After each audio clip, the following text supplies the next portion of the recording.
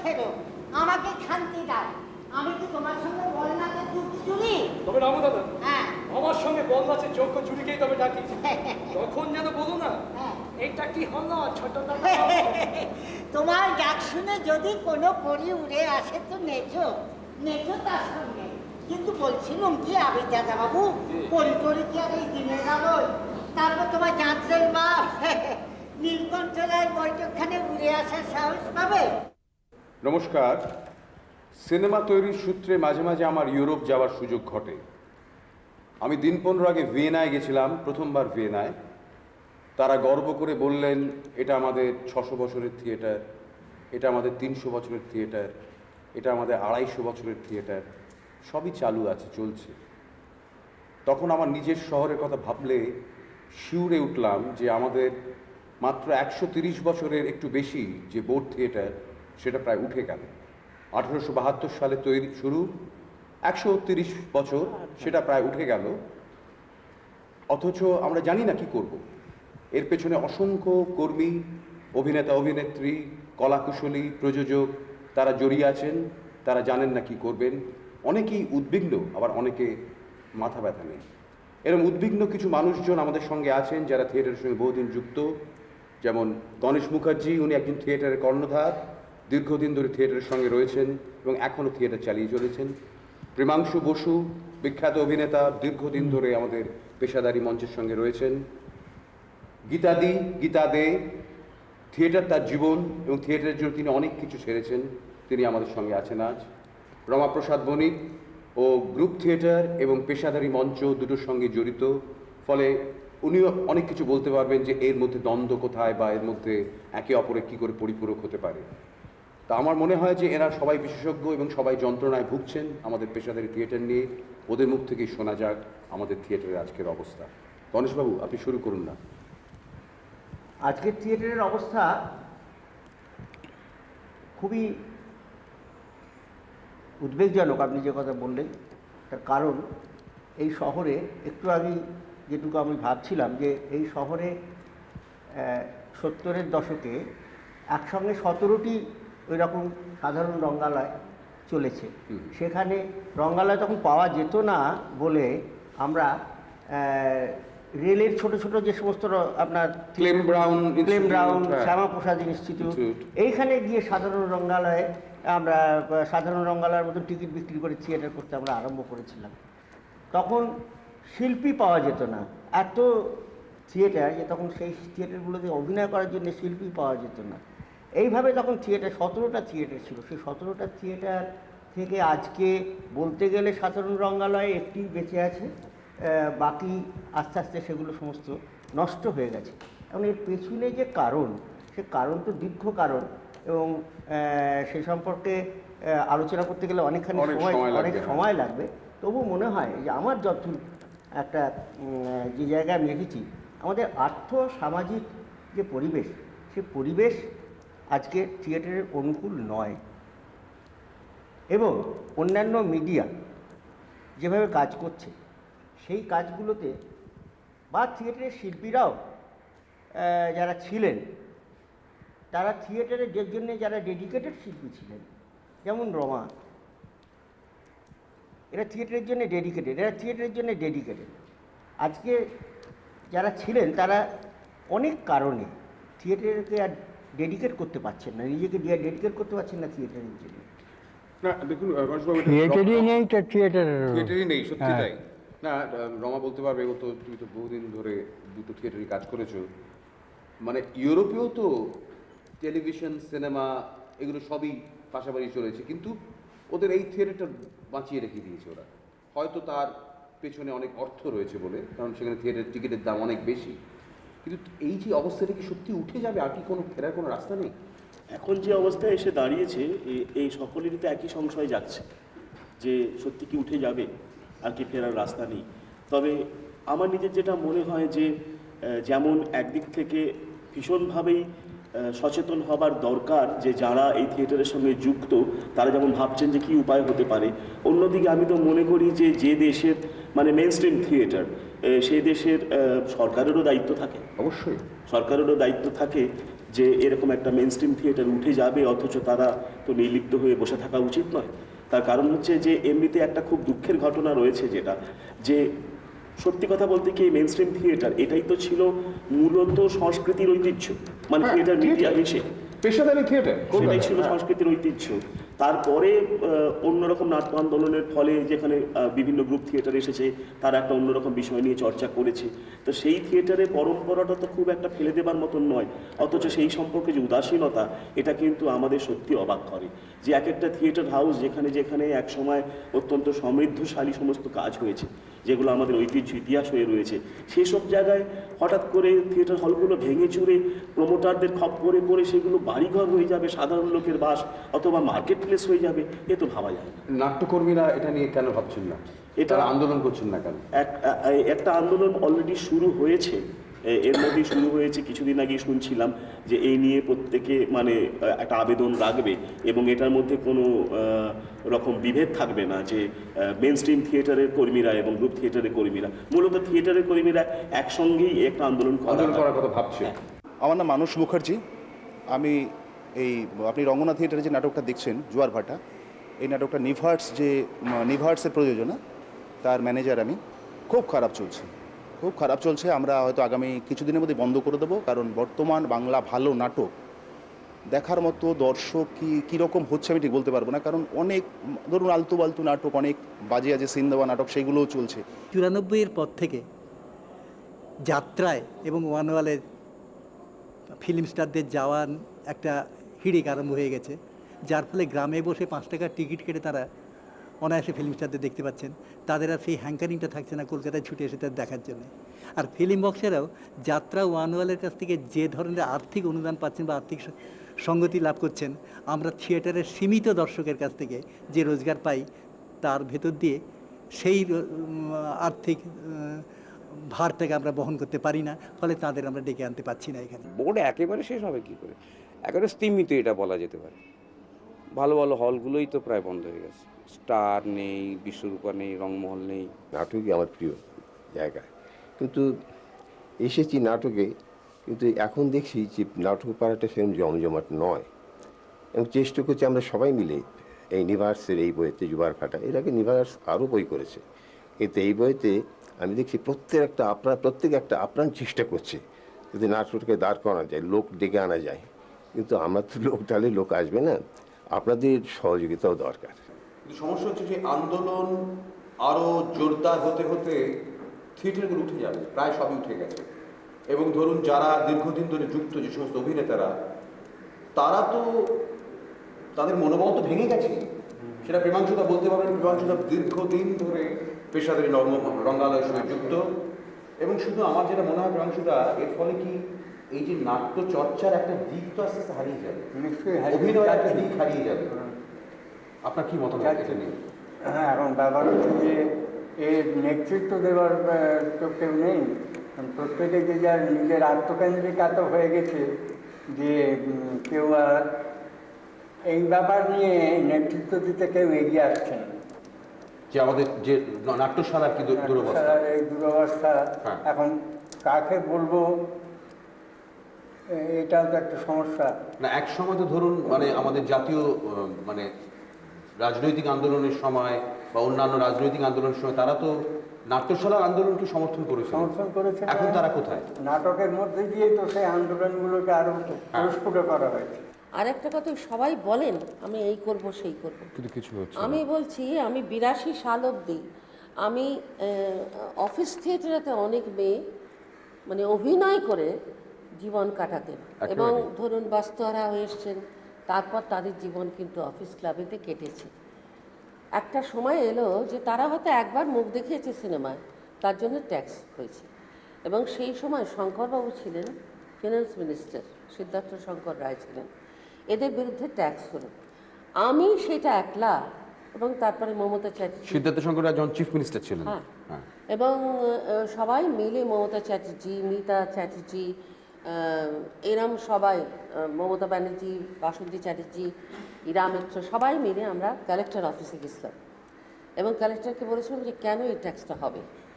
না আপনি তো সিনেমা করেন না, আমি নয় সিনেমা করি, এরা তো করে না। কেন? প্রত্যেক অফিস ক্লাব যদি কাউকে নেয়, তাকে যদি 400 টাকা দেয়, তার বিরুদ্ধে যদি 1200 টাকা হয়, সেটা ট্যাক্স দেওয়া তো এদের পক্ষে সম্ভব নয়। অথচ তাদের খুব ইচ্ছে যে এদেরকে নিয়ে আমরা অভিনয় করি। এবং সেই সময় মানে এমন অবস্থা হলো যে অনেক মেয়ে ভয় পেয়ে চলে গেল। থাকলাম আমরা 2টি মেয়ে, ইরা মিত্র এবং আমি। তখন সুব্রত সেন শর্মা বললেন যে সুব্রতর কাছে যেতে। সুব্রত মানে আমাদের তথ্যমন্ত্রী ছিলেন তখন। হ্যাঁ, ওর বাড়িতে গিয়ে আমি সব ব্যাপারটা বললাম এবং উনি একটু টাইম নিয়েছিলেন 7 মাস। তা একদিন আমি চিঠি লিখলাম যে আমি কি আপনার বাড়িতে সামনে বিষ খেয়ে মরবো, এতগুলো ফ্যামিলি এরমভাবে হয়ে যাচ্ছে। তখন উনি এটাকে স্টার থিয়েটারের রঞ্জিতমল কাঙ্কারিয়া ওনাকে নিয়ে গিয়ে এই 15 টাকার টিকিটটা ফ্রি করলেন যাত্রা করলে বা থিয়েটার করলে, এবং এই মেয়েদের ওপর দিকে ট্যাক্সটাকে উঠিয়ে দিলেন। কিন্তু তারপরে ধরুন আজকে নানা রকম কাজ কর্ম আমি করতাম, কিন্তু তারপরে যে দেখা গেল যেখানে যখন বলেছে তখনই আমি সেখানে গেছি। কিন্তু তারপরে আমার ভাই মারা যান 84-এ, আমি আর অতটা পারি না করতে। কিন্তু তারপরেও এই যে স্টার থিয়েটার পুড়ে গেল, আমি, অনুপ কুমার, দিলীপ রায়, গণেশ দা, প্রেমস দা সবাই গেছিলাম। অতীন ঘোষ বলে একটি ছেলে, সে নিয়ে গেছিল আমাদের। এবং তথ্যমন্ত্রী ছিলেন তখন কেন্দ্রে অজিত মাজা। এবং এই স্টার থিয়েটারের জন্য তখন খালি স্টার থিয়েটারটা পড়ে গেছে, অন্যগুলো কিন্তু তখন যায়নি, কিছু মানে প্রমোটারের হাতে যায়নি বোধহয়। তাই দেবনারায়ণ গুপ্ত, দিলীপ রায়, অনুপ কুমার সবাই গেছিলাম আমরা। সব ঠিক হলো এবং পরেশ পাল বলে আছেন, আর আমাদের বোধহয় খেলোয়াড়দের মধ্যে প্রসূন, এরা সব গেছিলো। এরা সব বললো আমরা খেলবো, আমরা এ করবো, আমরা নিজেরা টাকা আমাদের এই থিয়েটারটাকে বাঁচাতে হবে, থিয়েটারটাকে বাঁচাতে হবে, স্টার থিয়েটারকে যে করেও। কেন স্টার থিয়েটারের বিনোদিনীর অনেক দান, অবশ্যই এবং এখানে রামকৃষ্ণ দেব হয়েছে, এই থিয়েটারকে ওঠা মানে ঠিক করতেই হবে। সব কিছু করা হলো, সব কিছু হলো। উনি তথ্যমন্ত্রীর কাছে বলা হলো, যেই উনি অজিতদা মানে এটা নিয়ে এগোতে গেলেন, অজিতদাকে শুনিয়ে দেওয়া হলো। আচ্ছা, একটা জিনিস আমার মনে হয় গণেশবাবু আপনি বলতে পারবেন যে আমরা থিয়েটারের ব্যাপারে সবসময় সরকারের উপর নির্ভরশীল হব কেন? না, সরকারের উপর নির্ভরশীল তো কোনোদিনই ছিলাম না। সেই তো বলছি আমি, থিয়েটার আমরা তৈরি করেছি, আমাদের যে থিয়েটার ঐতিহ্য, সরকার পরবর্তীকালে কিছু হল তৈরি করেছেন, থিয়েটার তৈরি করেনি, সেগুলো থিয়েটার নয়। রবীন্দ্র সদন করেছেন, সেটা থিয়েটার নয়। হল থিয়েটারে কি থাকবে, একটা ছুঁচ থেকে আরম্ভ করে থিয়েটারের, যেমন একটা স্টুডিওতে অ্যামিনিটিস সমস্ত থাকবে, থিয়েটারে সেমনি সিন, সিনারি, ফার্নিচার ইত্যাদি ইত্যাদি সমস্ত জিনিস থাকবে। সরকারি হলগুলো থিয়েটার হল নয়, হল। এর ফলেই যেটা গীতাদি বললেন, এই যে সরকারি আমলারা হয়তো থিয়েটারের বেদনাটাই বুঝতে পারছে না। তারা ভাবছে সে অঙ্ক করে যদি মিলিয়ে দেওয়া যায় কত ট্যাক্স মুকুব করবো, তা তো নয়। এটা তো থিয়েটারের, একটু রক্তে থিয়েটার বইতে হবে। আর এখন একটা যেটা মানে যে কারণে সরকারের কাছে আমাদের মানে অ্যাপিল করতে হচ্ছে, আমার মনে হয় যে তার একটা অন্য কারণ আছে, সেটা একটু আইনগত কারণ। আচ্ছা, মানে কি যে অনেক থিয়েটার হলগুলোই কিন্তু যে ব্যক্তিগত মালিকানা, সেই ব্যক্তিগত মালিকানাটাই কিন্তু তারা কিন্তু থিয়েটার প্রেমী নয়। তারা কিন্তু ওই জায়গাটা বিক্রি করে দিতে পারলে অন্য লোকের কাছে তারা বেঁচেই যায়। কিন্তু সেখানে দেখা যাবে যে আইনগতভাবে তারা যে জায়গাটা কিনে নিয়েছে, সরকার একমাত্র একটা অ্যামিকেবল সেটেলমেন্টে এসে বলতে পারে যে ওটাকে রাখতে হবে, তার বদলে তুমি থিয়েটার ছাড়া অন্য কিছু করতে পারবে না।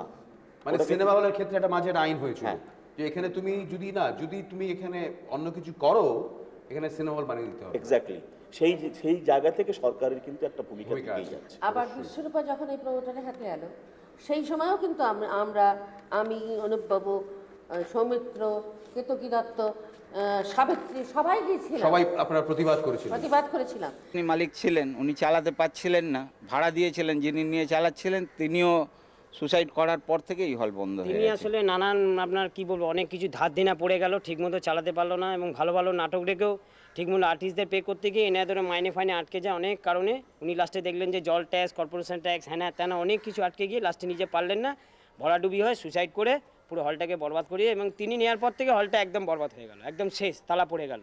তারপর আর হলটা কেউ চালাবার মতো কেউ সাহসই পেল না যে হ্যাঁ হল কেউ চালিয়ে প্রফিট করবে, সেই ব্যাপারটাই উঠে গেল।